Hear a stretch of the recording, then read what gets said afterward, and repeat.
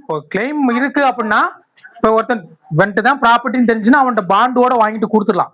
அந்த பொருள் யார்ட்டுல ஆக்சிடென்ட் ஆகிருக்கு, அங்கே வந்து ஒரு லாரியோட ஓனர் நம்மளுக்கு தெரியல, இல்ல வேற ஏதாச்சும் ஒரு பொருள் அங்கே இருக்கு, ஆனா அது வந்து அழுகக்கூடிய பொருளோ இல்ல சீக்கிரமா டெஸ்ட் ஆகிற பொருளோ இருந்துச்சு அப்படின்னா, அதை 500 ரூபாய்க்குள்ள இருந்துச்சு அப்படின்னா அதை வந்து எஸ்பிட்ட பர்மிஷன் வாங்கி ஏலத்துக்கு விடலாம். 10,000 ரூபாய்க்குள்ள இருந்துச்சுன்னா ஜேஎம்ட்ட வாங்கி இது பண்ணலாம். ஏன்னா அதோட காஸ்ட் வந்து எப்படி இருந்தாலும் விற்க தான் போறாங்க, வேஸ்டா போயிடக்கூடாதுன்னு ஒரு இதுக்காண்டி. அப்ப நாளைக்கு அந்த ப்ராப்பர்ட்டியை தேடி யாராச்சும் வரும்போது அந்த 6 மாசத்துக்குள்ள வருவாங்கல்ல, என்னோட ப்ராப்பர்ட்டி அப்படின்னு சொல்லிட்டு வருவாங்கல்ல, அப்போ வரும்போது அதுக்குள்ள அவங்க இதெல்லாம் என்னோட ப்ராப்பர்ட்டின்னு ப்ரூவ் பண்ணாங்கன்னா அந்த அமௌண்ட்டை அவங்கள்ட்ட கொடுக்கலாம். சரிங்களா? இது இப்ப கடைசி என்ன பார்த்து நிறுத்தணும்? போட்டோ. இது எந்த இதுல சொல்லுது? இது 176ல எங்கன?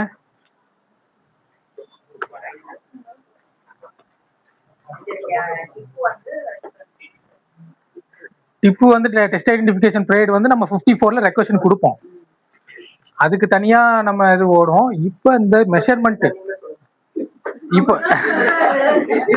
இப்ப முதல்ல வந்து பாத்தீங்கன்னா ஒரு குறிப்பிட்ட அஃபென்ஸுக்கு மட்டும்தான் எடுக்கிற மாதிரி இருந்துச்சு. அதுவும் prisoner side identification of prisoner act 1920 ஒன்னு இருந்துச்சு, தெரியுமா? ஐடென்டிபிகேஷன் ஆஃப் பிரிசனர் ஆக்ட் 1920 ஒன்னு இருந்துச்சு. அதுல மட்டும்தான் மெஷர்மெண்ட் போட்டோலாம் எடுத்துக்கிட்டு இருந்தாங்க. அதுக்குன்னு ஒரு சில செக்ஷன் மட்டும்தான், எல்லா கேசஸ்க்கும்லாம் கிடையாது. 7 வருஷத்துக்கு மேல உள்ள அஃபென்ஸுக்கு பயாலஜிக்கல் சாம்பிள்ஸ் எடுக்கலாம் அப்படின்னு இருந்துச்சு.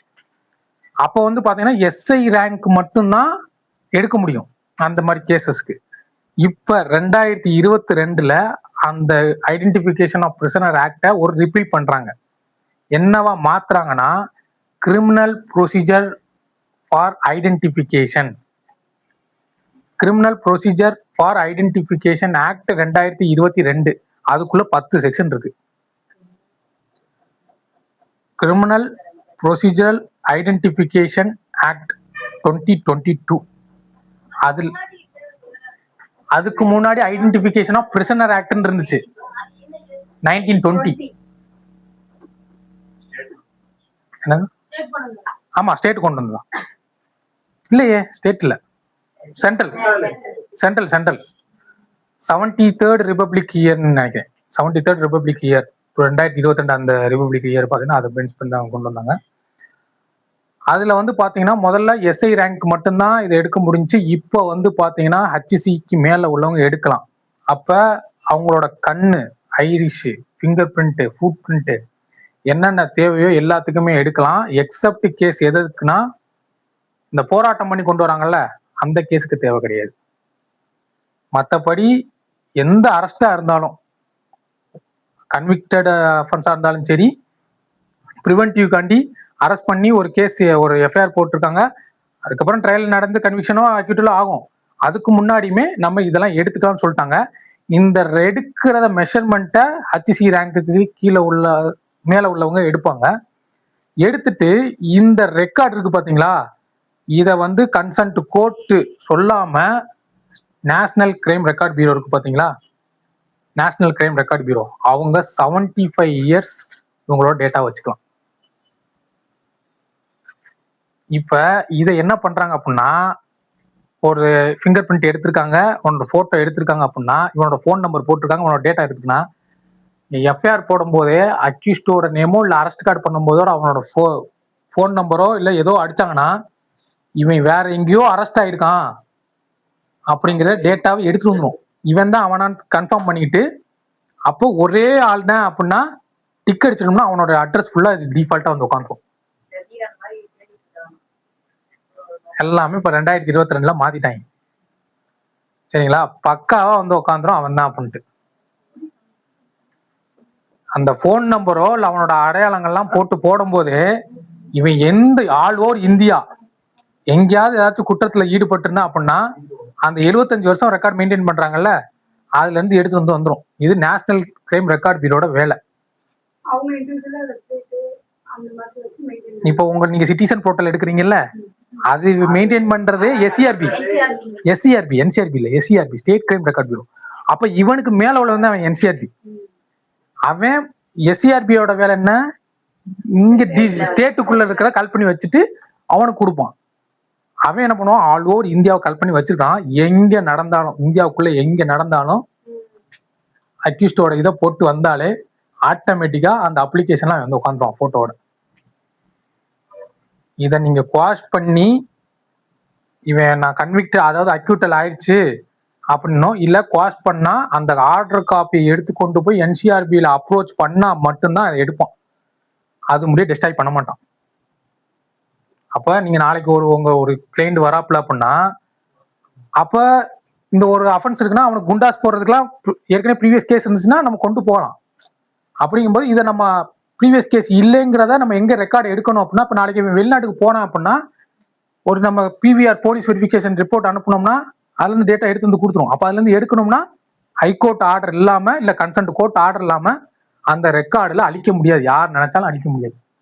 அதை 75 இயர்ஸ் ரெக்கார்டு மெயின்டைன் பண்ணுவான். 75 வருஷம் முடிஞ்சதுக்கு அப்புறம் தான் அழிப்பான். அது நடுவில் இறந்து போயிட்டானா அப்படின்னா இவனை இங்க கேட்பாங்க டிஸ்ட்ரிக்ட்ல இவனோட நடமாட்டம் எப்படி இருக்குன்ட்டு அங்கிருந்து ஒரு அப்ளிகேஷன் வரும்.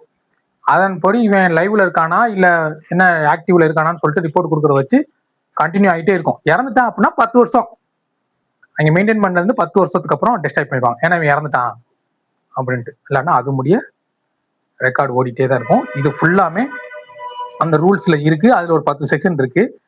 இது என்னதான் ஐடென்டிஃபிகேஷன் அந்த பிரிசனர் ஆக்ட் ரிப்பீல் பண்ணாலும் அதுக்கு முன்னாடி உள்ளதை ஜெனரல் கிளாஸ் ஆக்ட் 1897 படி அது செக்ஷன் 6 படி தொடர்ந்துகிட்டு தான் இருக்குன்னு சொல்லிட்டு அதுக்குள்ள அந்த 10 சொல்லிட்டான். இது அப்புறம் அடுத்து வந்து பெயில் முடிச்சாச்சு. இப்ப இது பண்ணியாச்சு. இப்ப டெஸ்ட் ஐடென்டிஃபிகேஷன் பீரியட் வரும். இப்ப டெஸ்ட் ஐடென்டிஃபிகேஷன் பீரியட் வருது அப்படின்னா நம்ம முக்காவாசி போலீஸ் வந்து அரெஸ்ட் பண்ண உடனே ஏன் முகமூடி போட்டுறாங்க ஒரு பெரிய கேசஸ்க்குலாம் முக்காவாசி. நீங்க நினைப்பீங்க என்னடா அவங்க போலீஸ் அரெஸ்ட் பண்றாங்க ஃபுல்லா துணியை போட்டு மூடி வச்சிருக்காங்களே, யாரா அவங்க லூசு போயில துணியை போட்டு மூடி வச்சிருக்காங்களே அப்படின்னு சொல்லி நீங்க நினைக்கலாம். ஆனா ரூல் என்னன்னா அக்யூஸ்ட அவனோட இமேஜ டிஸ்க்ளோஸ் பண்ணக்கூடாது. அது எதுல சொல்லுது டிஸ்க்ளோஸ் பண்ணக்கூடாதுன்னு? ஐடென்டிஃபிகேஷன் பீரியட்ல சொல்லுது. இன்னொன்னு இல்ல உண்மையாதான் சீரியஸா அதான் சொல்லியிருக்கு.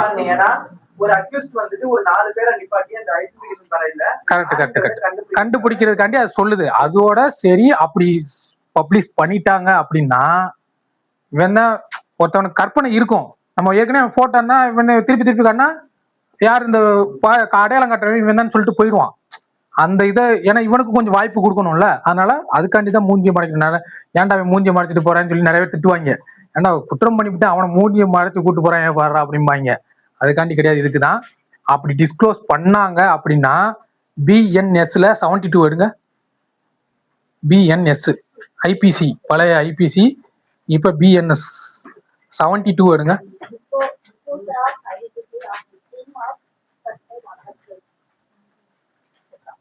விக்டிம் வேற விக்டிம் மட்டும்தான் இருக்கோ? விக்டிம் மட்டும்தான். சரி ஓகே சாரி. அப்ப அந்த இதுல வந்து அதனாலதான் நம்மளுக்கு போக்சோ கேஸ் ரேப் கேசஸ்லாம் வந்து பாத்தீங்கன்னா விக்டிமோட டீட்டெயில்ஸை வந்து கவர் பண்ணி தான் கொடுக்கணும். சரிங்களா? ஒரு இடத்துக்கு மெஜிஸ்ட்ரேட் கொடுக்கறனால வெளிப்படையா போட்டோவோ அவங்களோட நேமோ அவங்களோட இமெயில் அட்ரஸோ எதுவுமே காட்டிக்க கூடாது. கவர் பண்ணி தான் கொடுக்கணும். அது மீனா அஃபென்ஸ். அது அதே மாதிரி இந்த டெஸ்ட் ஐடென்டிஃபிகேஷன் பீரியட்ல என்ன சொல்லியிருக்காங்க அப்படின்னா அக்யூஸ்ட வந்து நம்ம முன்னாடியே வெளி தோற்றத்துக்கு அந்த ஐடென்டிஃபிகேஷன் பீரியட் பண்ணாம அவனை வெளி உலகத்துக்கு அவன் போட்டோவை கொண்டு வரக்கூடாது.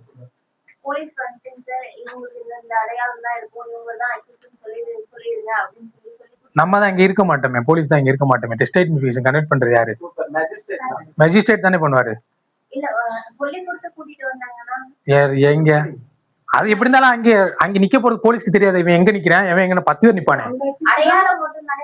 அடையாளம் நிறைய அதே அடையாளத்துல இருப்பா எல்லாருமே. அதே மாதிரி அவனுக்கு செட் பண்ணி வச்சுப்பாங்க. பல பேர் நிப்பாங்க. 10 பேர் நிப்பாங்க.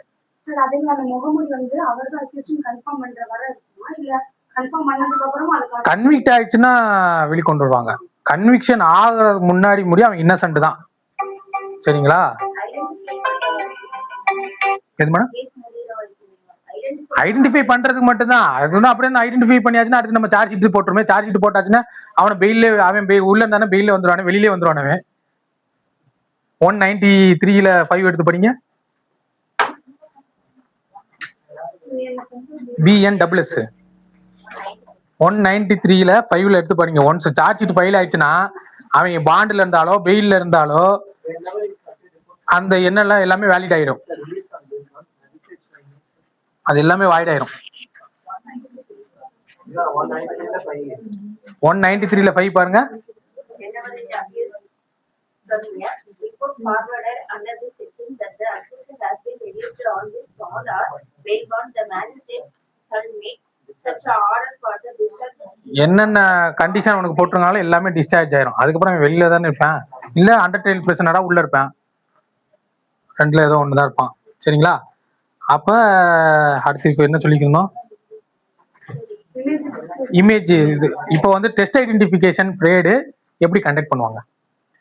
இப்ப ஐஓ வந்து எந்த மெஜிஸ்ட்ரேட்டுக்கு கொடுக்கணும், அதே மாதிரி அதுக்கு முன்னாடி ஒன்று சொல்லிடுறேன். இந்த ஸ்டேட்மெண்ட் நம்ம ரெக்கார்ட் பண்ணுவோம், கன்ஃபெக்ஷன்னா ஐஓ வந்து சிஜிஎம்க்கு கொடுத்து பண்ணணும்.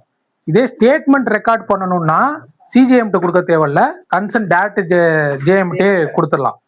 அதே மாதிரி இப்போ டெஸ்ட் ஐடென்டிஃபிகேஷன் பிரேடு கண்டக்ட் பண்ணணும் அப்படின்னா ஐஓ என்ன பண்ணணும்? ஐஓ ரெக்வெஸ்டேஷன் யாருக்கு பண்ணுவாரு? சிஜேஎம்க்கு பண்ணுவாரு. சிஜேஎம் யாரை அப்பாயிண்ட் பண்ணுவார்னா எந்த ஜுடிஷியல் மெஜிஸ்ட்ரேட் இருக்காரோ அவரை தவிர, இந்த கேஸ் வந்து எந்த ஜுடிஷியல் மேஜிஸ்ட்ரேட் கீழே இருக்கோ அவரை தவிர மற்ற ஏதாச்சும் ஒரு ஜேஎம்க்கு அப்பாயிண்ட் பண்ணுவார். அதர் தென் அந்த ஜேஎம் அப்பாயிண்ட் பண்ணிடுவார். ஏன்னா நடுநிலையா இருக்கணும் கேஸ் வந்து, ஏன்னா இவரே தானே அடுத்து ட்ரையல் பண்ண போறாரு.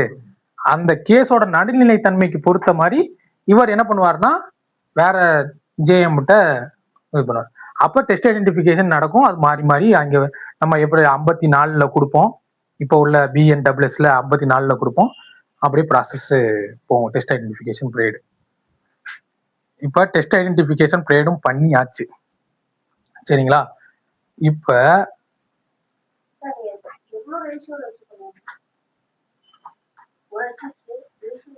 அது கேஸோட தன்மையை பொறுத்து தான். அது நம்ம அது தெரியல, எனக்கு தெரியல, சொல்ல முடியாது. அந்த ரூல்ஸ்ல பார்க்கணும். டெஸ்ட் ஐடென்டிஃபிகேஷன் ரூல் ஏன்னா 9 இப்போ உள்ளது 9ன்னு நினைக்கிறேன். 8 டையிங் டிக்ளரேஷனு 9 தான். அதுல என்ன ரேஷியோ போட்டிருக்கான்னு பாருங்க. போட்டிருக்காங்களா ரூல்ஸ்ல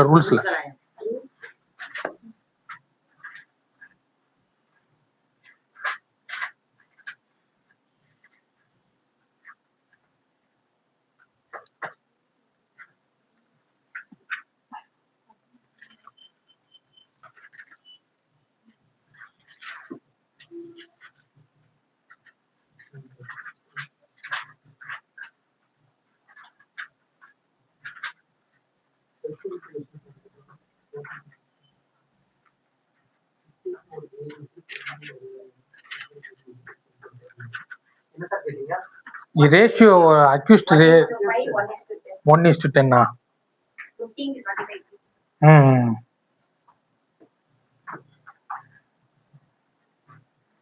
சரி, இப்ப அதெல்லாம் முடிச்சிடலாம். அப்ப அடுத்து வந்து பார்ப்போம். இப்ப இதெல்லாம் ஓகே, நம்ம எஃப்ஐஆர் போட்டாச்சு, சம்பவ இடத்துல போயாச்சு, ரெக்கார்ட் பண்ணியாச்சு, விட்னஸஸ் எல்லாம் எக்ஸாமின் பண்ணியாச்சு. என்ன சரிங்களா?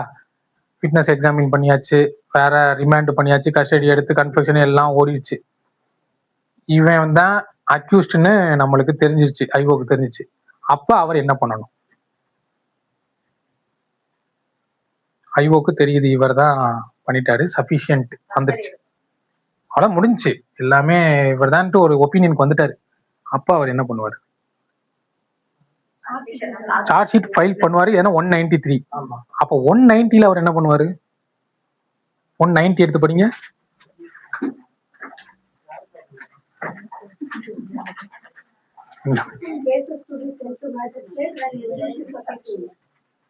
அப்பதானே மெஜிஸ்ட்ரேட்டுக்கு அனுப்புவாரு. ஓகேங்களா? 193ல அவர் ரிப்போர்ட் தான் கொடுக்குறாரு. 190க்கு கீழே தான் அவர் சஃபிஷியண்டா இருக்குன்ட்டு அனுப்புறாரு. அப்ப சஃபிஷியன்ட் இல்லைன்னா எதன் அடிப்படையில் ரிலீஸ் பண்ணுவாரு?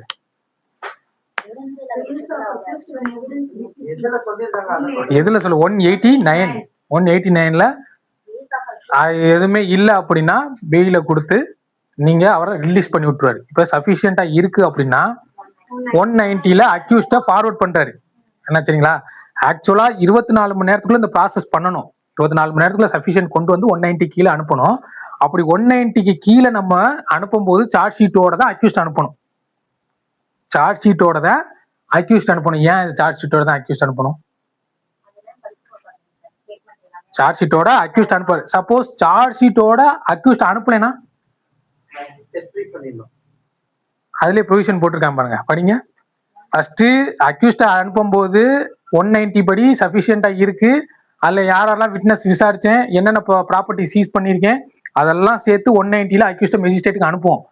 சப்போஸ் அவர் இல்லைன்னா நீங்க அதை வந்து நீங்க வந்து எடுத்துக்காம இருக்கக்கூடாது மெஜிஸ்ட்ரேட்டுக்கு. இப்போ புதுசா சேர்த்துருக்கான் 190ல ப்ரொவிஷனு.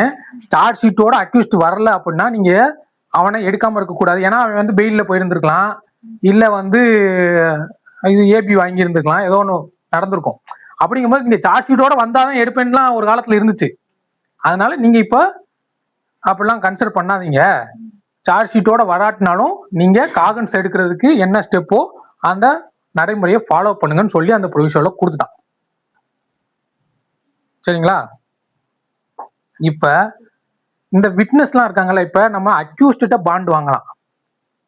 இந்த மாதிரி நீ கோர்ட்ல ஆஜரானு சொல்லிட்டு விட்னஸ்ட வாங்க முடியுமா? ஐ விட்னஸ், ஹியர்சே விட்னஸ், விட்னஸ்லாம் இருக்காங்கல்ல, அவங்கள்ட்ட நீங்க இத்தனாம் தேதி கோர்ட்ல ஆஜராகணும் அப்படின்னு சொல்லிட்டு அவங்கள்ட்ட பாண்ட் வாங்கலாமா? பாண்ட் வாங்க முடியாதா? அது எந்த செக்ஷன்ல சொல்லுது பாண்ட் வாங்கலாம், எந்த செக்ஷன்ல சொல்லுது வாங்க கூடாது?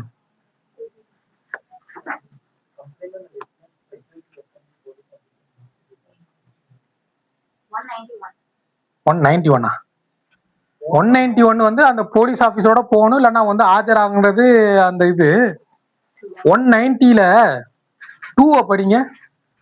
When the officer in charge of a police station forwards an accused person to a magistrate or takes security for his appearance before such magistrate, under this section, he shall send to such magistrate any weapon or other article which it may be necessary to produce before him, and shall record the complainant, if any, and so many of the persons who appear to such officer to be acquainted with the facts and the circumstances of the case as he may think necessary, to execute a bond to appear before the magistrate as thereby directed, and the prosecutor give evidence as the case may be in the matter of the charge against the accused.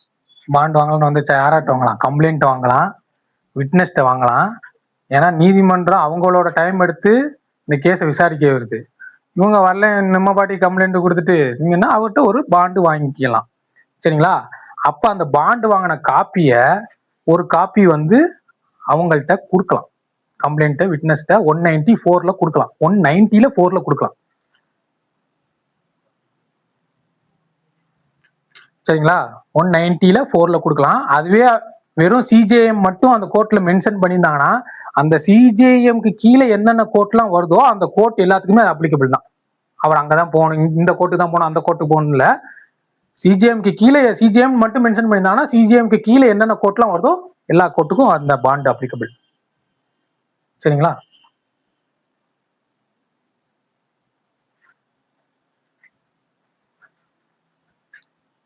ஓகேங்களா தெளிவா? இப்போ ஓரளவுக்கு புரிஞ்சா? இப்ப எல்லாமே முடிச்சாச்சு. நம்ம report இது பண்ணணும். ஃபைனல் ரிப்போர்ட்ல நான் ஏற்கனவே சொல்லிட்டேன், 2 டைப்பு. ஒன்னு சார்ஜ் ஷீட்டு, இன்னொன்னு ரெஃபர்டு. சார்ஜ் ஷீட்னா இவன் மேல உண்மையில குற்றம் இருக்கு, இவன் அஃபென்ஸ் பண்ணியிருக்கான் அப்படின்னு சொல்லிட்டு ஒரு குற்றப்பத்திரிக்கை. ரெஃபர்டுனா சஃபிஷியன்ட் இல்லை அப்படின்னு சொல்லிட்டு நம்ம ரெஃபர்டு சார்ஜ் ஷீட் போட்டு அந்த யார் இன்ஃபர்மேஷனோ அவன்கிட்ட கொடுத்துருவோம், அக்னாலஜ்மெண்ட் கார்டு வச்சு அனுப்பிச்சிடுவோம். இது ஒரு ப்ராசஸ்.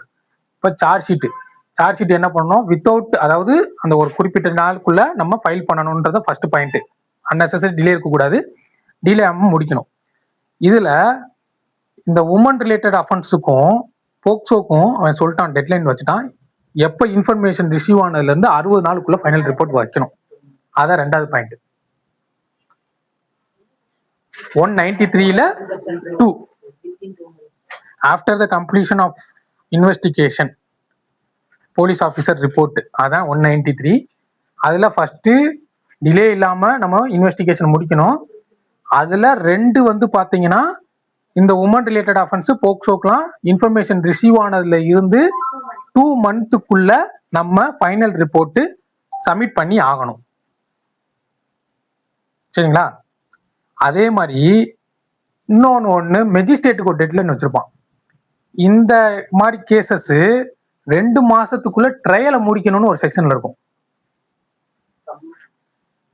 இந்த இப்போ உமன் ரிலேட்டட் கேஸ் இருக்கு பாத்தீங்களா, அவங்க ஃபைல் பண்ண டேட்ல இருந்து ட்ரையலுக்கு எடுத்த டேட்ல இருந்து 2 மந்த்துக்குள்ள அந்த கேஸை முடிக்கணும் அப்படின்னு சொல்லிட்டு ஒரு செக்ஷன்ல இருக்கு. என்ன செக்ஷன்? 2 மந்த்ஸ்க்குள்ள. 346 எடுங்க.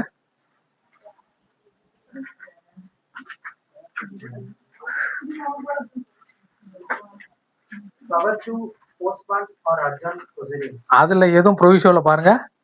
Provided that when the inquiry or trial related on the offense under the section 64, 65, 66, 67, 68, 70 or section 71 of the Bharatiya Nyaya Samhita 2023 in the inquiry or trial shall be completed within a period of 2 months from the date of filing. அதான் file பண்ணதுல இருந்து நம்மளுக்கு இங்க information ரிசீவ்ல இருந்து 2 மந்த்துக்குள்ள நம்ம final report பண்ணணும்.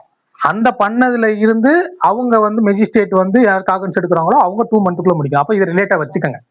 அப்போ 193 to அங்கே 346 இதுக்கும் ஒரு 2 ரிலேஷன்.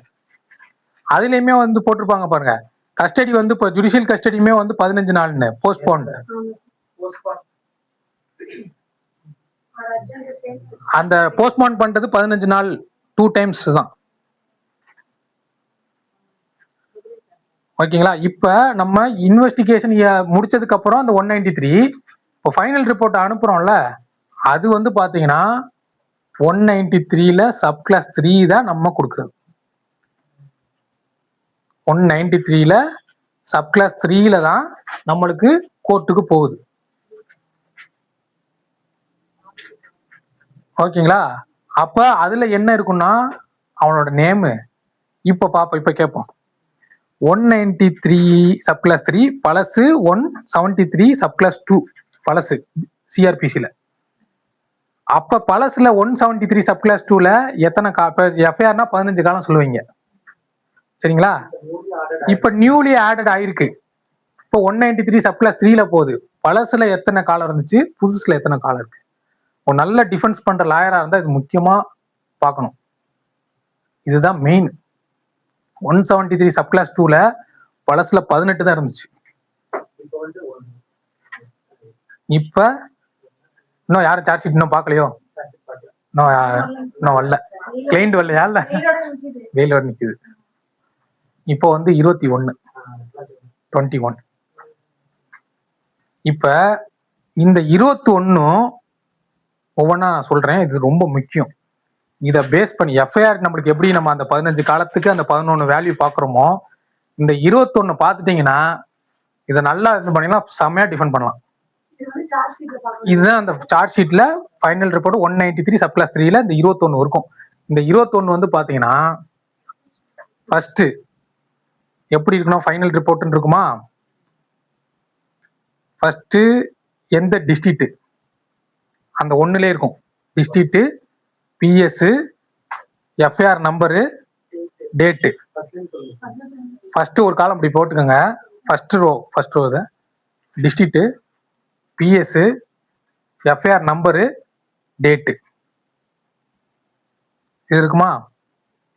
ரெண்டாவது வந்து பாத்தீங்கன்னா அந்த ஸ்டேஷன்ல போடுறாங்கல்ல, அந்த ஸ்டேஷன்ல இந்த எஃப்ஐஆர் ரிப்போர்ட் நம்பர் எத்தனாவது. ஏன்னா எஃப்ஐஆர் சீக்வன்ஸா வரும் 1, 2. இப்போ 1வது போட்ட கேஸுக்கு வந்து நீங்க போடுறாங்க, சார்ஜ் ஷீட் ஃபைல் பண்றாங்கன்னா அது 1ன்னு வரும். திருப்பி 2, 3 இன்னும் விசாரணையில இருக்கு, 4வது போடுறாங்கன்னா அந்த 4வது 2வதுக்கு வந்துடும் ஃபைனல் ரிப்போர்ட். புரியுதா? எஃப்ஐஆர் மேட்ரு அது தனியா போய்கிட்டு இருக்கும். இந்த ஃபைனல் ரிப்போர்ட்டும் வேறுபடும். எஃப்ஐஆருக்கு ஏற்ற மாதிரி அவங்க ஸ்டேஷன்ல அவங்க ஃபாலோ பண்ற ஃபைனல் ரிப்போர்ட். இது எத்தனாவது ரிப்போர்ட் ஓபன் பண்றது, எத்தனாவது ரிப்போர்ட். அப்ப அதுல எஃப்ஐஆர் நம்பர் காட்டிடும். ஃபைனல் ரிப்போர்ட் நம்பர் இது 2, 3ன்னு காட்டும். இல்ல எத்தனோ ஸ்டேஷன் கணக்குல வரும். இப்போ மூணாவது வந்து பாத்தீங்கன்னா நீங்க எஃப்ஐஆர்ல ஒரு செக்ஷன்லாம் போட்டிருப்பீங்களா, ஒரு 5 செக்ஷன் போட்டிருப்பீங்க. அந்த 5 செக்ஷனுமே இருக்கும். ஆனா அது அப்படியே இருக்கும். ஆல்டரேட் பண்ணா மாறி வந்துரும். சப்போஸ் இப்போ ஒரு அக்யூஸ்ட் வந்து இவன் 2 அஃபென்ஸ் தான் பண்ணியிருப்பான், இவன் ஒரு அஃபென்ஸ் தான் பண்ணியிருப்பான். ஆனா இங்க அந்த ஃபர்ஸ்ட் பேஜ்ல அந்த 5 அஃபென்ஸுமே காட்டும். ஆனா அக்யூஸ்டோட அவனோட அக்யூஸ்டோட டீடைல்ஸ் வரான்ல, அவன்கிட்ட வந்து இவன் என்ன கிரைம் பண்ணிருக்கான்றது அந்த இதுல 5ல அவன் 2 தான் பண்ணிருக்கானா அந்த 2 தான் காட்டும். அங்க போய் தேடக்கூடாது, என்னடா இங்க 5 இருக்கு இங்க என்ன இவங்க 2 தான் போட்டிருக்கான்னு தேடக்கூடாது. புரியல? இப்ப ஒண்ணு வச்சுக்கோ. இப்ப வந்து ஒருத்தன் வந்து அசிங்கமா பேசுறான் 294 96B, அடுத்து ஒரு கம்பால அடிக்கிறான், என்ன போடுவீங்க? அடுத்து என்ன போடுவீங்க? 115 போடுவீங்க இல்ல 117 போடுவீங்க? என்னச்சுங்களா, டேஞ்சரஸ் வெப்பனா 118 போடுவீங்க. அடுத்து உன்னைய வந்து கொன்றுவேன்னு சொல்லி மிரட்டுறான், 351 சப் கிளாஸ் 3 போடுவீங்க இல்ல 2 போடுவீங்க. இப்ப இந்த 3 இது பண்ணிருக்கீங்க. ஒருத்தன் சும்மா அசிங்கமா மட்டும்தான் பேசியிருக்கான், அப்ப அவனோட அஃபென்ஸுக்கு விசாரணையில 296B மட்டும் தான் வரும், மித்த 3 செக்ஷன் வராது, மித்த 2 செக்ஷன் வராது. அப்ப இவனுக்கு இருக்கு பாத்தீங்கன்னா ஃபர்ஸ்ட் பேஜ்ல இந்த 3 செக்ஷனுமே இருக்கும். இந்த 11வது காலத்துல அக்யூஸ் டீடைல்ஸ் வரும்போது இவன் என்ன குற்றம் பண்ணிருக்கானோ அந்த செக்ஷன் மட்டும் தான் அவனுக்கு இருக்கும், இந்த 3மே அவனுக்கு வராது. அதுக்கு என்ன பனிஷ்மெண்ட்டோ அது மட்டும் தான் அவனுக்கு கொடுப்பாங்க ட்ரையல்ல. 2 3 இருந்தானா அதுக்கு ஏத்த மாதிரி 4 அக்யூஸ்ட் இருந்தாங்கன்னா அவன் என்ன பண்ணான் இவன் என்ன பண்ணான் அது விசாரணையில இவனோட செய்கையானது அசிங்கமா பேசினால இந்த படி குற்றமானது, இவனோட செய்கை காட்டியிருந்தான். உங்களை அனுப்புறேன், மொத்தமா அனுப்புறேன்.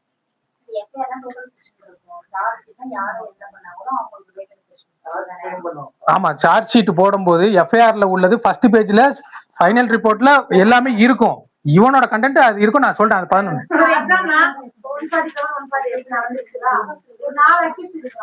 ஒருத்தவனுக்கு 296 மட்டும் போட்டிருப்பாங்க, ஒருத்தவனுக்கு 296ல 351 போட்டிருப்பாங்க. ஒருத்தவங்க 3 செக்ஷன் போடுவாங்க, அது தனித்தனியா சார்ஜ்ல கொடுத்துருவாங்க. ஆமா, அவனுக்கு தனித்தனியா அந்த இது வரும்போது காலம் வரும்போது சொல்றேன், நான் சொல்லிடுறேன். இப்ப அந்த எஃப்ஐஆர்ல போட்ட அஃபென்ஸ் எல்லாமே இந்த 3வது களத்துல இருக்கும். சார் ஒரு நிமிஷம் இப்ப இந்த செக்ஷன் வைஸ் தனியா பிரிச்சு போறாங்கல்ல, இது யாரு அதான் ஐஓ இன்வெஸ்டிகேஷன் பண்றாங்கல்ல, ஐஓ பண்ண இப்போ விசாரிக்கிறாரு, விசாரணையில இவன் அசிங்கமா பேசினது மட்டும்தான் தெரிஞ்சு அவனுக்கு அந்த செக்ஷன் மட்டும் தான் போடுவாப்ல, இவன் அடிச்சிருந்தாதான் அந்த செக்ஷன் அவன் சேர்த்து டிக் பண்ணுவாப்ல. இதெல்லாம் நம்ம இதெல்லாம் டிஃபென்ஸ் எடுக்கலாம்ல. அப்ப இது வந்து 3வது வந்துரும், என்ன சரிங்களா? ஃபர்ஸ்ட் அந்த district PS FIR number date, 2வது எஃப்ஆர் நம்பர், 3வது எஃப்ஐஆர்ல போட்ட என்னென்ன அஃபென்ஸோ எல்லாமே அந்த 3வது காலத்துல இருக்கும், சரிங்களா? 4வது வந்து பாத்தீங்கன்னா எழுதிக்கங்க, type of final report. Type of final report. இப்போ இந்த டைப் ஆஃப் ஃபைனல் ரிப்போர்ட்ல ஒன்னு சார்ஜ் ஷீட்டா இருக்கலாம் இல்ல ரெஃபர்டா இருக்கலாம், சரிங்களா? சார்ஜ் ஷீட்னா அதுக்கடுத்து கண்டினியூ ஆகும், ரெஃபர்டுனா சரிங்களா, சார்ஜ் ஷீட்னா கண்டினியூ ஆகும், ரெஃபர்டுனா 5வது காலத்துல எதனால ரெஃபர்டு, ஒன்னு மிஸ்டேக் ஆஃப் ஃபேக்டா இருக்கலாம், என்னன்னா திருட்டு கேஸ் கண்டுபிடிக்கலாம் அன்டிரெக்டடா இருக்கலாம், என்ன சரிங்களா, இல்ல பொய்யா தகவல் சொல்லி இருக்கலாம், ஃபால்ஸ் எவிடன்ஸ் கொடுத்துருக்கலாம், என்ன சரிங்களா, அந்த மாதிரி இதுக்கெல்லாம் எதுக்காண்டி ரெஃபர் பண்றோம் அந்த ஸ்டேட்டஸை நம்ம அதுல 5வது காலத்துல இருக்கும். சார்ஜ் ஷீட்னா இதை மென்ஷன் பண்ண தேவையில்ல, ரெஃபர்டுனா இந்த 5வது இதுல நம்மளுக்கு தெரியும் ரெஃபர் பண்ணாங்கன்னா எதுக்காண்டி இவங்க ரெஃபர் பண்ணிருக்காங்க, அதை எடுத்து நம்ம ப்ரொடெஸ்ட் பெட்டிஷன் போலாம். ப்ரொடெஸ்ட் பெட்டிஷன்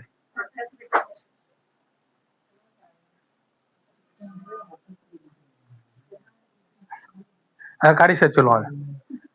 அடுத்து இப்ப 5 முடிச்சாச்சு, இப்ப 6. இப்ப இந்த 6ல சார்ஜ் ஷீட் வந்து ஒரிஜினலா சப்ளிமெண்டரியான ஒரு கேள்வி கேட்கும். சார்ஜ் ஷீட் வந்து ஒரிஜினலா சப்ளிமெண்டரியான்னு கேட்கும். எப்போ ஒரிஜினல் எப்போ சப்ளிமெண்டரி? அப்படி கிடையாது ஒரிஜினல் சப்ளிமெண்டரி. ஒரிஜினல்னா நீங்க விசாரிக்கிறீங்க உடனே கொடுக்குறீங்க, சப்ளிமெண்டரி கூடுதலா ஒரு எவிடன்ஸ் ஃபர்தர் இன்வெஸ்டிகேஷன் பண்றீங்க பாத்தீங்களா, அப்ப அது சப்ளிமெண்டரி. அந்த 6வதுல வந்து பாத்தீங்கன்னா இந்த சார்ஜ் ஷீட் என்ன நேச்சர், ஒரிஜினலா சப்ளிமெண்டரியான்னு கேட்கும். ஒரிஜினல்னா நம்ம ஃபர்ஸ்டே இன்வெஸ்டிகேஷன் பண்ணி அனுப்பிச்சிடுறோம், அதுக்கடுத்து கூடுதல் எவிடன்ஸ் கிடைக்குதுன்னு வச்சுக்கோங்க. ஆல்டர்னேட்டும் பண்ணலாம், இல்ல கூடுதல் தகவல்கள் ஒரு அக்யூஸ்ட திருப்பி எவனாச்சும் அடிஷனலா சேர்க்கிற மாதிரி இருக்கும். டிஎஸ்பி விசாரிச்சிருப்பாரு பிசிஆர் கேஸுக்கு. அதுக்கப்புறம் டிஎஸ்பி அங்க போயிடுவாப்புல, ஐயோ எஸ்ஹெச்ஓ நீ கொஞ்சம் நான் வெளில போறேன், நீ கொஞ்ச நாள் பாத்துக்க அப்படின்னு சொல்லி கொடுத்துட்டு போகலாம். அப்போது ஒரு தடயம் கிடைக்குது அவருக்கு, ஐயா இது இந்த மாதிரி தடயம் கிடைக்குது நான் இதை சேர்க்கிறேன் அப்படிங்கும்போது அது சப்ளிமெண்ட்ரியில கொண்டு வந்துருவாங்க. அப்ப அந்த சார்ஜ் ஷீட் ஒரிஜினலா சப்ளிமெண்ட்ரியா, ஒரிஜினல்னா ஒரிஜினல், சப்ளிமெண்ட்னா சப்ளிமெண்ட்ரி மென்ஷன் பண்ணும். அது 193ல 9 எடுத்து படிங்க, அதுக்குள்ள விளக்கம் இருக்கு. 193ல 9 எடுத்து படிங்க. BNSSல Nothing in this section shall be deemed to preclude further investigation in respect of an offence after a report under subsection 3 has been forwarded to the magistrate, and thereupon its investigation with the officer in charge of the police station obtains further evidence, oral or documentary, he shall forward to the magistrate a further report or reports regarding such evidence in the form as the state government may, by rules provide and the provisions of subsection 3 to subsection 8 shall, as far as may be obtained in relation to such report or reports. ஒரு investigation முடிச்சிடுறாரு, அதுக்கப்புறம் ஒரு evidence கிடைக்குது அப்படின்னா மெஜிஸ்ட்ரேட்ட வாங்கி பண்ணலாம், இல்லாட்டினா இவரே வந்து மெஜிஸ்ட்ரேட் எந்த ஒரு உத்தரவு கொடுக்கலாம் இவர் அதுக்கு முன்னாடியே பண்ணலாம். சப்போஸ் ட்ரையல் நடந்துகிட்டு இருந்துச்சு அப்படின்னா மெஜிஸ்ட்ரேட்டோட பர்மிஷன் கேட்டு தான் ஃபர்தர் இன்வெஸ்டிகேஷன் பண்ணணும். அதுவும் 90 நாளுக்குள்ள முடிக்கணும். அதுல ப்ரொவிஷன் இருக்கும் பாருங்க. Provided that further investigation during the trial may be conducted with the permission of the court, trying the case and the same shall be completed within a period of 90 days, which may be extended with the permission of the court. அதுக்கப்புறம் அந்த 90 டேஸ்க்கு மேல வேணும்னா அது discretion of court. அது 90 டேஸ்க்குள்ள தான் அப்படின்லாம் கிடையாது, 90 டேஸ் கொடுத்துருக்காங்க, அதுக்கு மேல தேவைன்னா டிஸ்கிரிஷன் ஆஃப் த கோர்ட் தான். சரிங்களா? இப்ப 6 முடிச்சாச்சு, ஒரிஜினலா சப்ளிமெண்ட்ரியான்ட்டு. சரிங்களா? அடுத்து 7 வந்து பாத்தீங்கன்னா யாரு ஐஓஓ அவங்க வந்துருவாங்க. 7வது காலத்துல ஐஓவோட நேம் வந்துருவாங்க, ஐஓ டீடைல்ஸ்லாம் வந்துரும். சரிங்களா? 8 யார் கம்ப்ளைண்ட் அதாவது இன்ஃபர்மேஷன் கொடுத்தாங்களோ அவங்களோட டீடைல்ஸ் வந்துரும். 8 சரிங்களா? அடுத்து 9 வந்து பாத்தீங்கன்னா இப்போ ப்ராப்பர்ட்டி சீஸ் பண்றோம்ல, அந்த ப்ராப்பர்ட்டியோட ஸ்டேட்டஸ், சீஸ் பண்ணது என்னென்ன ப்ராப்பர்ட்டியோட லிஸ்ட் அந்த 9ல இருக்கும். என்னென்ன ப்ராப்பர்ட்டியோட லிஸ்ட் அந்த 9ல இருக்கும். என்ன அஃபென்சிவ் வெப்பன் சீஸ் பண்ணிருக்கலாம், என்னென்ன கேஸ் ரிலேட்டட் என்னென்ன இதெல்லாம் ப்ராப்பர்ட்டி சீஸ் பண்ணிருக்கோமோ எல்லாமே அந்த 9வது காலத்துல தேடினீங்கன்னா இருக்கும். எங்கடா ப்ராப்பர்ட்டி எல்லாம் தேடிக்கிட்டு இருக்க வேணாம். 9வது காலத்துல பாருங்க, 7வது காலத்துல பாருங்க, 8வது காலத்துல பாருங்க, போயிட்டு அப்படியே பேசிக்கிட்டே போயிட்டு இருக்கணும். அடுத்து இந்த 10வது வந்து பாத்தீங்கன்னா முதல்ல பிரீஃப் கண்டென்ட் வந்து வேற எங்கேயோ இருந்துச்சு, 16 இடத்துலயோ 15வது இடத்துலயோ இருந்துச்சு. இந்த 10வது தான் பிரீஃப் கண்டென்ட். அவங்க குற்றப்பத்திரிகை சொல்றாங்களே என்ன அதோட பிரீஃப் கண்டென்ட் இப்ப 10வதுல வந்துருச்சு.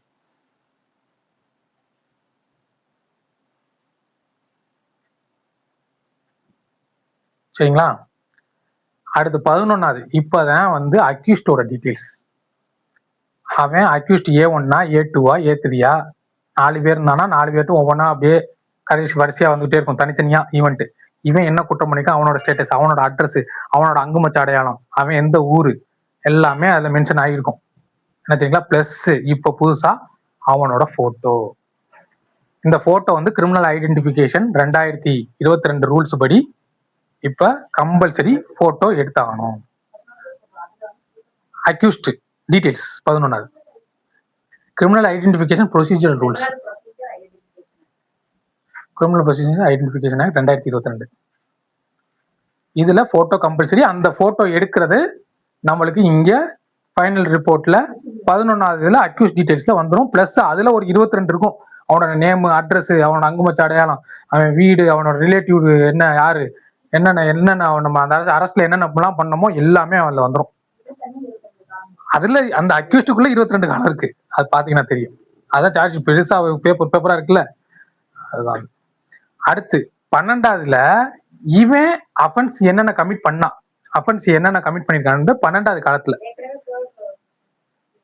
எது 3ர்ட்ல வந்து எஃப்ஐஆர்ல போட்டது செக்ஷன் ஃபுல்லா வந்துரும்.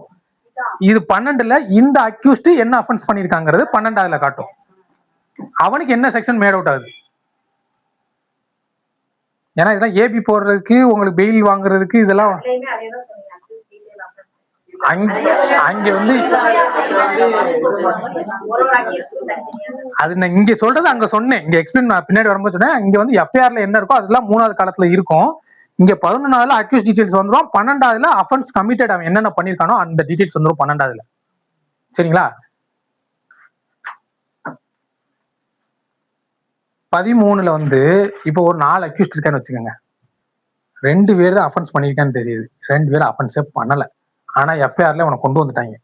இன்வெஸ்டிகேஷன்ல இவங்க 2 பேரும் பண்ணலன்னு தெரியுது.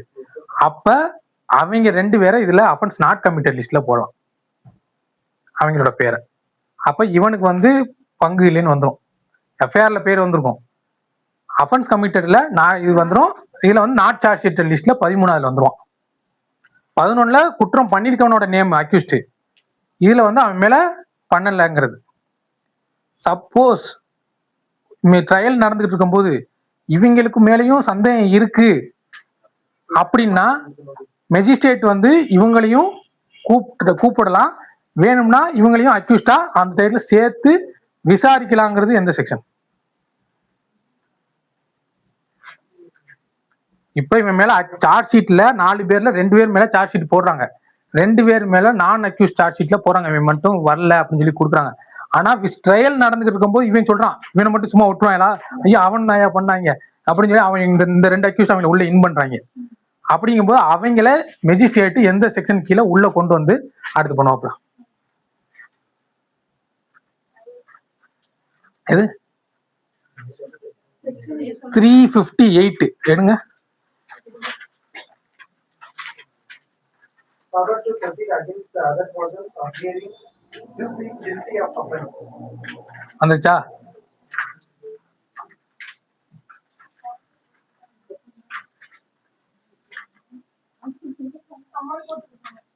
அது கோர்ட்டோட நடைமுறை.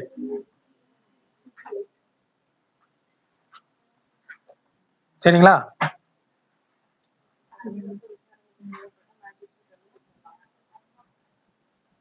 ட்ரையல்ல தான் 358.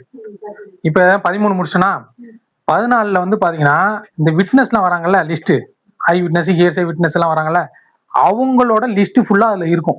14வது லிஸ்ட் ஆஃப் விட்னஸ். இந்த லிஸ்ட் ஆஃப் விட்னஸ் வந்து பாத்தீங்கன்னா இது ஏன் அந்த இடத்துல வந்து அவங்களுக்கு விட்னஸ் வந்து கொடுத்து அவங்கள வந்து ப்ரொடெக்ட் பண்ணணும்ட்டு ஒரு ரூல் இருக்கு, விட்னஸ் ப்ரொடெக்ஷன் ஸ்கீம். பாதுகாப்பு கொடுக்கணும். அப்ப அந்த கொடுக்கணுங்கிறது எந்த செக்ஷன்ல சொல்லுது? 352வா? இல்லையே,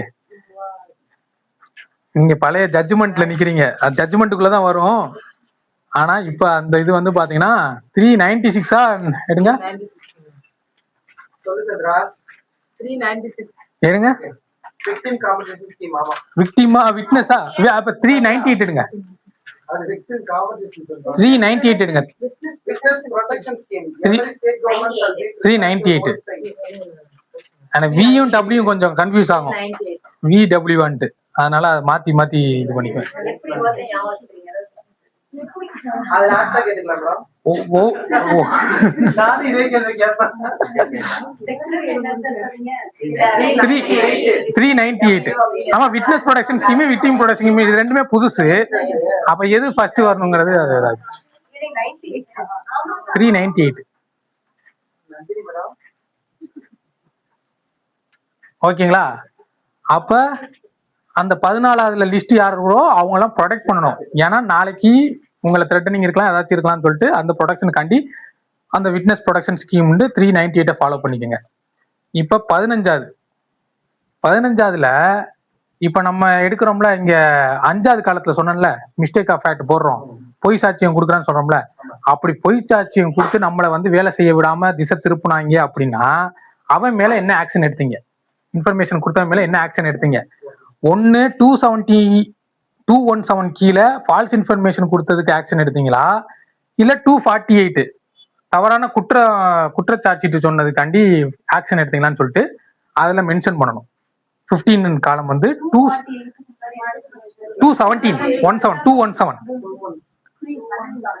15 வந்து 5வது காலத்துல மென்ஷன் பண்ணிப்போம்ல, மிஸ்டேக் ஆஃப் ரெஃபர்டு பண்ணோம்ல காரணம். சப்போஸ் ரெஃபர்டு பண்ணீங்கன்னா என்ன காரணம் போடணும்? ஒண்ணு பொய்யா சொல்லியிருப்பான், இல்ல மிஸ்டேக் ஆஃப் லாப் இல்ல அன்ரிலேட்டட். நீ அது பொய்யா சொன்னதுக்கு ஃபால்ஸ் எவிடன்ஸ் கொடுத்திருந்தா அப்படின்னா நீங்க வந்து அவன் மேல என்ன நடவடிக்கை எடுத்தீங்க 15வது காலத்துல கேட்கும். ஒன்னு 217 கீழே அவனுக்கு இது பண்ணீங்களா, வழக்கு இதுவும் பண்ணீங்களா, இல்ல 248 கீழே இது பண்ணீங்களான்னு கேட்கும். அதை மென்ஷன் பண்ணிக்கோங்க.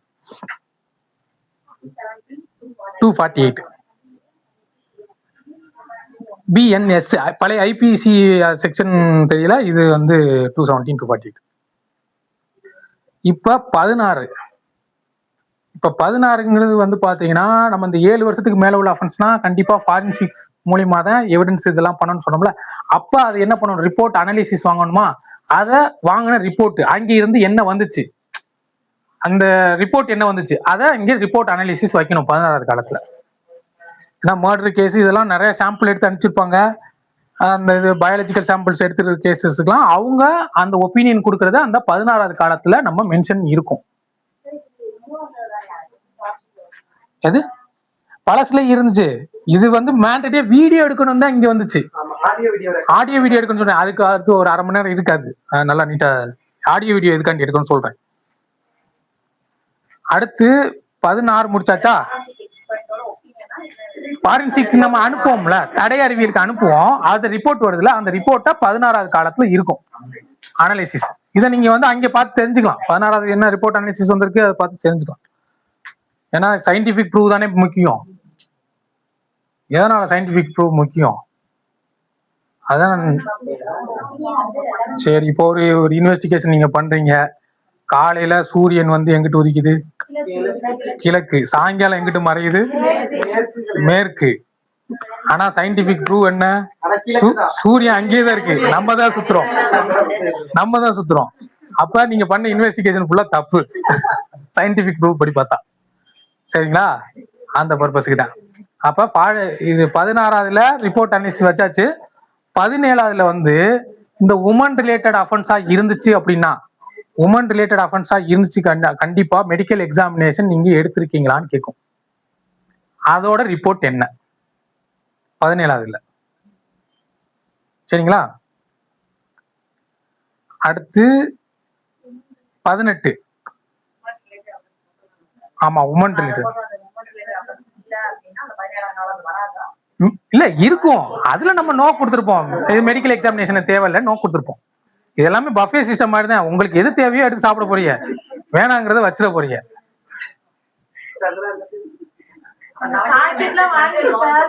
ஆமா, ரிப்போர்ட்ல நீங்க பாத்தீங்கன்னா தெரியும், இந்த ஃபார்மா வரும், அதை நம்ம நோன் கொடுத்துருப்பாங்க. அடுத்து 18 வந்து பாத்தீங்கன்னா, இப்ப புதுசா எலக்ட்ரானிக் கம்யூனிகேஷன் வந்துருச்சு. அப்ப எலக்ட்ரானிக் கஸ்டடியை எப்படி பாதுகாக்கிறோங்கிறத 18ல இருக்கும். எலக்ட்ரானிக் கஸ்டடி எப்படி எங்க வச்சுக்கிட்டாங்க, எந்த முறையில செயின் ஆஃப் கஸ்டடி, அந்த எலக்ட்ரானிக் கம்யூனிகேஷன் உள்ள செயின் ஆஃப் கஸ்டடி என்ன முறையில பாதுகாத்தாங்க, ஹேஷ் வேல்யூ அதெல்லாம் போட்டு அதோட இதெல்லாம் அதுல வரணும். ஹேஷ் வேல்யூ அது சொல்றேன், அது கடைசியா சொல்றேன், முடிச்சிடறேன், எல்லாத்தையும் சொல்லிட்டு தான் போறேன். ஹேஷ் வேல்யூ, இந்த ஹேஷ் வேல்யூ கொடுக்குற அத்தாரிட்டி நாங்க, டெக்னிக்கல் நாங்க தான் கொடுப்போம். இந்த ஹேஷ் வேல்யூங்கிறத நாங்க கொடுப்போம், எங்களோட சர்டிபிகேட் போதும்.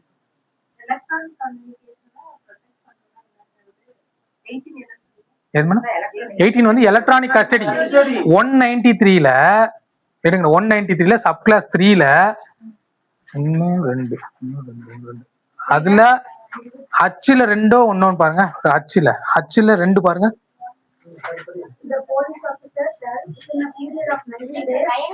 அதுக்கு மேல 1 என்னது 193ல 3ல ஹச்ல 1ல பாருங்க,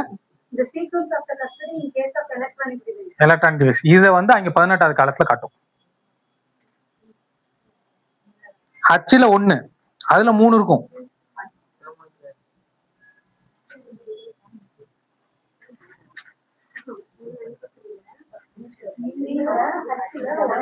ஹச்ல 1 எலக்ட்ரானிக் கஸ்டடியா இருந்துச்சுன்னா அதோட கஸ்டடி எப்படி வைக்கணுங்கிறத சொல்லியிருக்கான். சரிங்களா? அடுத்து 19வதுல வந்து பாத்தீங்கன்னா, என்னென்ன டாக்குமெண்ட் வந்து நம்ம வைக்கிறோமா, டாக்குமெண்ட்லாம் வைக்கிறோம்ல, அது ஃபுல்லாமே அங்க இருக்கும்.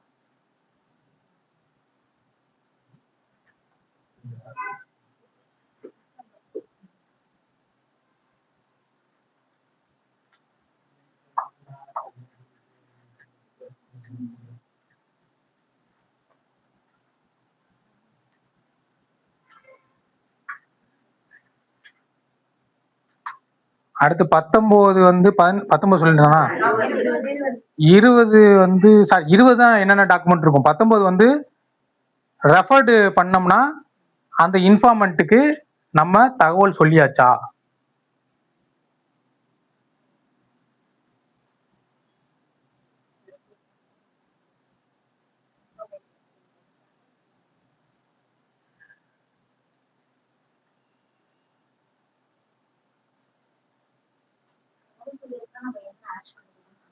நம்ம இன்வெஸ்டிகேஷனே பண்ணல அப்படிங்கும்போது சஃபிஷியன்ட் கிரவுண்ட் இல்லை அப்படின்னு சொல்லிட்டு அவங்களுக்கு இந்த ரெஃபர்டை வந்து ஒரு அக்னாலஜ்மெண்ட் கார்டு வச்சு நம்ம அனுப்பிடுவோம். இல்லை எலக்ட்ரானிக் கம்யூனிகேஷன் மூலயமா அனுப்பிச்சிடுவோம். யார் இன்ஃபர்மேஷன் கொடுத்தாங்களோ அவங்களுக்கு.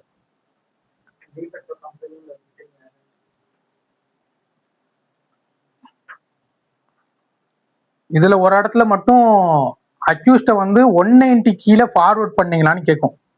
17வது இடத்துக்குள்ள ஒரு 1-2 வரும்னு நினைக்கிறேன். 17 மெடிக்கல் எக்ஸாமினேஷன் பண்ணியிருக்கோமா இல்லான்னு வரும்ல, அதுக்கு கீழே 1-2ல இவனை வந்து இந்த அக்யூஸ்ட வந்து 190 கீழே ஃபார்வர்ட் பண்ணிருக்கீங்களான்னு கேட்கும். சார்ஜ் ஷீட்டோட சேர்த்து 190 நம்ம ஏற்கனவே படிச்சோம்ல, இப்போ 190 கீழே சார்ஜ் ஷீட்டோட சேர்த்து அக்யூஸ்ட் அனுப்பியிருக்கீங்களான்னு கேட்கும். ஏன் அப்படி கேட்குது அப்படின்னா, எஸ் கொடுத்துட்டோம் அப்படின்னா அவன் கோர்ட்ல ஆஜரா பண்ணும்போது சார்ஜ் ஷீட்டோட சேர்த்து அவனை கொடுப்போமா, அப்ப கோர்ட் என்ன நினைக்கும், இவன் அப்பியரன்ஸ் ஆயிட்டான், அவன்கிட்ட அப்பவே நீ அடுத்த ஹியரிங்க்கு வந்துருன்னு சொல்லி அவன்கிட்ட தகவல் கொடுத்துரும். சப்போஸ் அவன் பெயில்ல இருந்தான் இல்ல வெளியில இருந்தான் அப்படின்னா நம்ம ஸ்டேட்டஸ் ஆஃப் அக்யூஸ்ட் வந்து அவன் பெயில இருக்கான்னு காட்டினோம்னா அவனுக்கு இஷ்யூ ப்ராசஸ் எப்படி கோர்ட் எப்படி என்ன எடுத்துக்கும், அவன் தான் இங்க வரல, அப்போ அவனுக்கு எப்படி தெரியப்படுத்துறது நெக்ஸ்ட் ஹியரிங் ஒன்று சம்மன் கொடுக்கலாம், அந்த பர்பஸ்க்காண்டி அது. சரிங்களா? இப்ப சார்ஜ் ஷீட்டோட போயிட்டான் அப்படின்னா அவனுக்கு நெக்ஸ்ட் ஹியரிங் கேட்டு அப்பயே அந்த மெசேஜ் எம்சி போட்டு கொடுத்துருவாரு. அப்படி அவன் சார்ஜ் ஷீட்டோட போகல அப்படின்னா அவனோட அப்பியரன்ஸ் இப்போ நம்மளுக்கு வேணும்ல இந்த ஹியரிங் டேட்டு, அப்போ அவனுக்கு என்ன இஷ்யூ பண்ணலாம், இஷ்யூ ஆஃப் ப்ராசஸ் எப்படி கொண்டு போகலாம் அப்படிங்கிறதுக்காண்டி அதை மென்ஷன் பண்ணியிருப்பாங்க. இவன் சார்ஜ் ஷீட்டோட போயிருக்கானா இல்ல சார்ஜ் ஷீட்டோட இல்லையா அப்படின்னு. அந்த பர்பஸுக்கு தான் அந்த 190 கீழே அக்யூஸ்ட ஃபார்வர்ட் பண்றமான்ட்டு 190. அதுலதான் அதோட ரெக்கார்டிங் நம்ம யார் விட்னஸோ இவன் சொன்ன ஸ்டேட்மெண்ட் எல்லாத்தையும் சேர்த்து அனுப்புவோம்.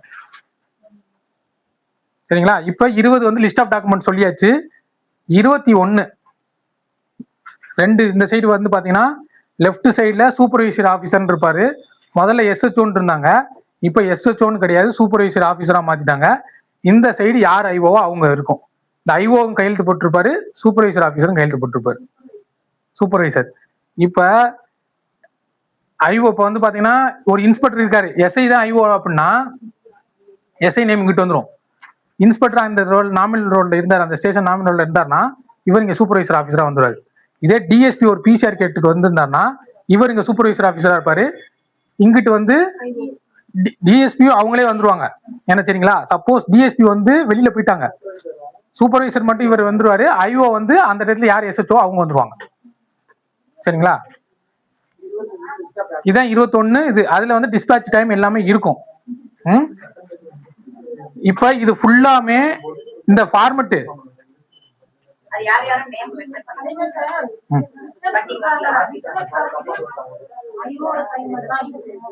எது 161 ஸ்டேட்மெண்ட் வந்து ஐஓவோட கைது, விட்னஸ் கையெழுத்து வாங்க கூடாது.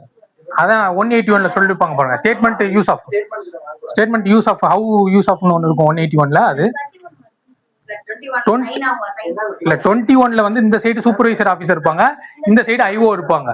ஐஓ கையெழுத்து போட்டிருப்பாங்க, இங்க சூப்பர்வைசர் ஆஃபீஸர் இருப்பாங்க. இப்போ வந்து நீங்க சிங்கம் படம் மாதிரி கேட்கலாம், சிங்கம் படத்துல விஜய் சூர்யா சொல்லுவாப்புல இது ஏன் ஸ்டேஷனு, நான் என்ன அப்படின்னு சொல்ல முடியாது. அவர் உள்ள வந்துட்டாருன்னா அவர் தான் எஸ்ஹெச்ஓ. யார் பெரிய ஆபீசர் யார் உள்ள வராளோ அவர் ஆட்டோமேட்டிக்கா எஸ்ஹெச்ஓ வந்துருவாப்புல, இவர் அவருக்கு சபார்டினேட்டா போயிருவாரு. அங்க சூர்யா மாதிரி எல்லாம் பேசிட்டு இருக்க முடியாது. சரிங்களா? அதுதான் கான்செப்ட்.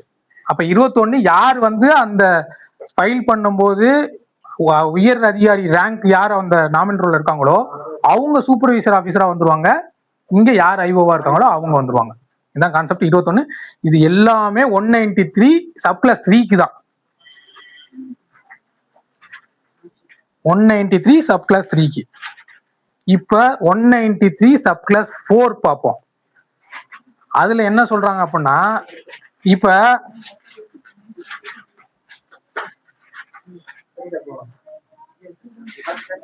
வந்து பாத்தீங்கன்னா 175ல வந்து பாத்தீங்கன்னா போலீஸ் ஆபீசர் வந்து காகன்சபிள் அஃபென்ஸ் இன்வெஸ்டிகேட் பண்ணலாமா? அந்த கிரேவன் நேச்சர் பொறுத்து பாத்தீங்கன்னா அந்த பிசிஆர் கேஸ்லாம் வந்துச்சுன்னா எஸ்பி ப்ரொசீடிங்ஸ் போடுவாங்க. டிஎஸ்பிக்கு ஒரு ப்ரொசீடிங் போட்டு நீங்க விசாரிங்கன்னு சொல்லுவாங்க. அப்போது டிஎஸ்பி உள்ள வருவாப்ல. என்ன சரிங்களா? டிஎஸ்பி உள்ள வருவாப்ல. இப்போ ஸ்டேட் கவர்மெண்ட் யார் அப்பாயின்ட் பண்ணிருக்கு? ஸ்டேட்ங்கிறது யார் உயரதிகாரியோ அந்த இதை பொறுத்து தான் இப்போ ஸ்டேட் கவர்மெண்ட் வந்து டிஎஸ்பி அப்பாயின்மெண்ட் பண்ணியிருக்கு. அப்போ டிஎஸ்பி வந்து விசாரிச்சிருக்காரு. விசாரிச்சுட்டு ஃபைனல் ரிப்போர்ட்லாம் ஃபைல் பண்ணிட்டார். ஃபைல் பண்ணோன்னா இவர் வந்து சப்டிவிஷன், நான் இங்கே இந்த ஸ்டேஷனுக்கு வந்து விசாரிக்கிறாரு, திருப்பி என்னோட சப்டிவிஷனுக்கு போறான்னு போயிடுறாரு. அந்த டயத்துல பேலன்ஸ் இருக்கார்ல, இப்போ எஸ்ஹெச்ஓ இருக்கார்ல, இவர் இருக்கும்போது இவர் தான் எஸ்ஹெச்ஓ இருப்பாரு.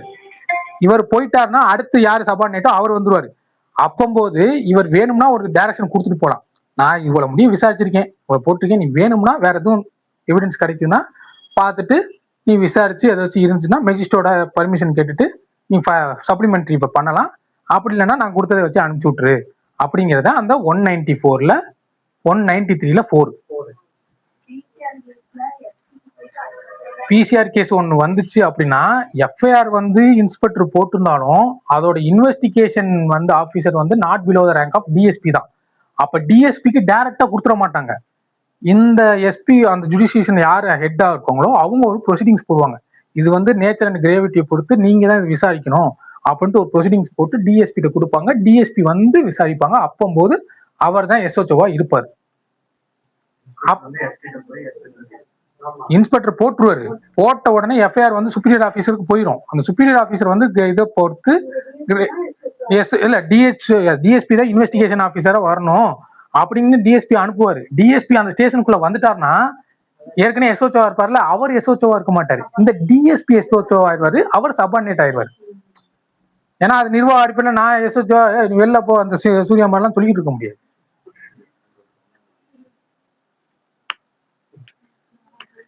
சரிங்களா? அப்ப இந்த ப்ராசஸ் இப்படி போகும். அதுதான் 193ல 4 டிஎஸ்பி சப்போஸ் விசாரிச்சு வச்சுட்டு போயிட்டாங்க அப்படின்னா இவர் பேலன்ஸ் குறைகளை இருந்துச்சுன்னா இவர் விசாரிக்கலாம், இல்லாட்டினா தேவையில்ல. அதுதான் 193ல 4. இப்போ 193ல 5 வந்து பாத்தீங்கன்னா சப்போஸ் சார்ஜ் ஷீட்டே ஃபைல் பண்ணியாச்சு அப்படின்னா என்னென்ன பாண்டு பெயில் இருக்கோ எல்லாமே டிஸ்சார்ஜ் ஆயிடும். சரிங்களா? இப்போ போறீங்க, இப்போ சார்ஜ் ஷீட் ஃபைல் பண்ணிட்டீங்க. சார்ஜ் ஷீட் ஃபைல் பண்றதுக்கு முன்னாடி தான் நீங்க வந்து இன்வெஸ்டிகேஷன் அப்போ டேம்பரிங் பண்ணுவீங்க, கிளப்பீங்க, இன்டியூஸ் பண்ணுவீங்க, ப்ராப்பர் இன்வெஸ்டிகேஷன் பண்ணணும். நீங்க சார்ஜ் ஷீட்டே ஃபைல் பண்ணியாச்சுன்னா அவன்கிட்ட பாண்டெல்லாம் வாங்கியிருப்போமா, இது ஒன்றும் அது எதுவும் எல்லாமே டிஸ்சார்ஜ் ஆயிடும். அதுதான் 193ல 5.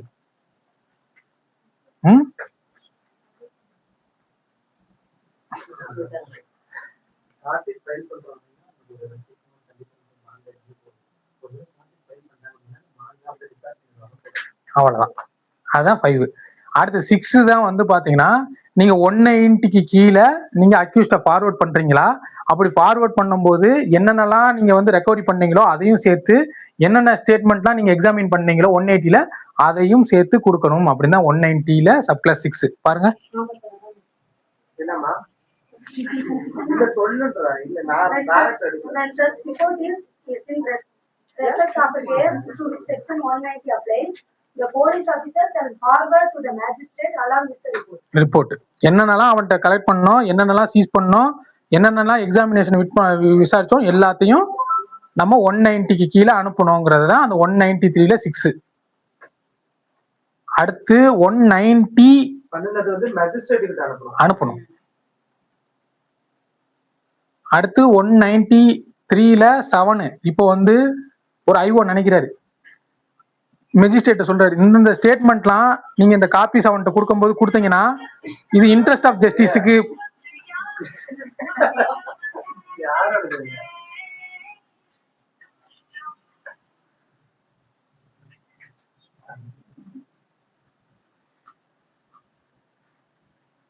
சொல்லுங்க சார் 193ல 7 என்னன்னா, இப்ப வந்து ஒரு குறிப்பிட்ட விசாரிச்சதோட ஸ்டேட்மெண்ட்லாம் அந்த அக்யூஸ்டுக்கு காப்பீஸ்க்கு நீங்க கொடுக்க கூடாதுன்னு ஐஓ நினைச்சாருன்னா அவர் ஒரு பெட்டிஷன் போட்டு கொடுக்கலாம். இதெல்லாம் நெக்லெக்ட் பண்ணிட்டு கொடுங்க இன்ட்ரெஸ்ட் ஆஃப் ஜஸ்டிஸுக்கு அப்படின்னு சொல்லிட்டு பொது அதாவது நிதி என்ன பொது நலன் கருதி எனக்கு வந்து ரெக்வஸ்ட் கொடுக்கலாம். அது வந்து கொடுக்கலாமா வேணாங்கிறது முடிவு பண்றது மெஜிஸ்ட்ரேட். இவர் வேணா கொடுக்கலாம், ஆனா அது உண்மையிலே பொது நலன் பாதிக்குதா அப்படின்னு சொல்லி முடிவு பண்ற அதிகாரம் இவர் கொடுக்கும் போதே சொல்லிடுவாரு, ரிட்டர்னா கொடுப்பாரு. இந்த மாதிரி இந்த காப்பீஸ்லாம் உங்களுக்கு கொடுக்காதீங்க, நெக்லெக்ட் பண்ணிட்டு கொடுங்க அப்படின்னு சொல்லி கொடுத்தாரு அப்படின்னா அது கொடுக்கலாமா வேணாமான்னு சொல்றது வந்து பவர் வந்து மெஜிஸ்ட்ரேட் தான். அது 193ல 7.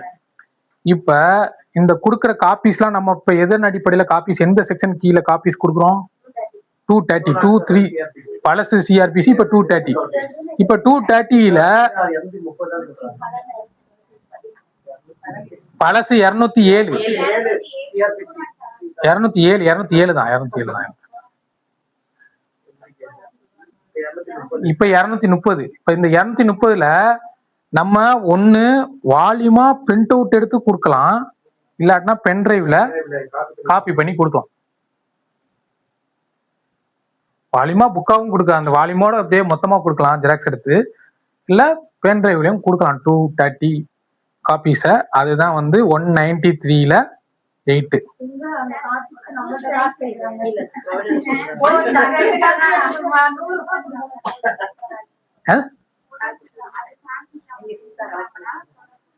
ஆமா மென்ஷன் பண்ணுவாங்க. ஹேபிச்சுவல் அஃபெண்டரா அரெஸ்ட் கார்டுலயே கேட்கும், இவன் வழக்கமான தொடர் ஹேபிச்சுவல் அஃபெண்டரா இருக்கானா அப்படின்னு சொல்லி அரெஸ்ட் கார்டு பண்ணும்போது ஆப்ஷன் இருக்கு கொடுப்பாங்க. அதெல்லாம் குண்டாஸ் போடுறதுக்கு சார்ஜ் ஷீட்ல மென்ஷன் பண்ணுவாங்க, அரெஸ்ட் கார்டுல மென்ஷன் பண்ணுவாங்க. அரெஸ்ட் அதுக்கப்புறம் அது வந்து அடுத்து அது வேற நடைமுறை. சார்ஜ் இது குண்டாஸ் போடுறது அது வேற முடியாது. இப்போ கலெக்டர் பர்மிஷனு அது நேரம் ஏகப்பட்ட ப்ரொவிஷன் இருக்கு. அரெஸ்ட் பண்றதுதான் அரெஸ்ட் கார்டு. அங்கே அரெஸ்ட் கார்டு இருக்கும், இல்ல அரெஸ்ட் கார்டுல மென்ஷன் பண்ணிருப்பாங்க, அதுவே போதும். இங்க சார்ஜ் ஷீட்ல மென்ஷன் பண்ண மாட்டாங்க. அடுத்து 9 தான் வந்து பாத்தீங்கன்னா ஃபர்தர் இன்வெஸ்டிகேஷன். சரிங்களா? 8 தான் இப்ப காப்பி சொன்னேன்.